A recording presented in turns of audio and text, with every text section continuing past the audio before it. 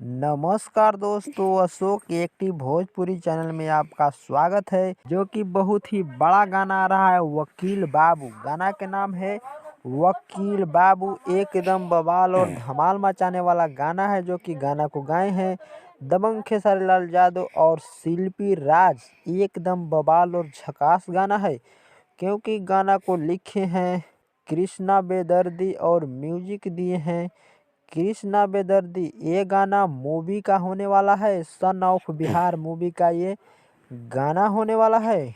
और वीडियो गाना में नजर आने वाले हैं रक्षा गुप्ता।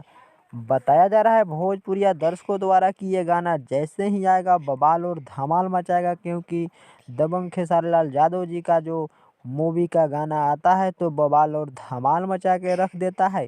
तो ये भी गाना बवाल और धमाल मचाने वाला में से एक गाना है। तो ये गाना आ रहा है कैप्टन वाच भोजपुरी के यूट्यूब चैनल से 4 जनवरी के सुबह 6:30 पर।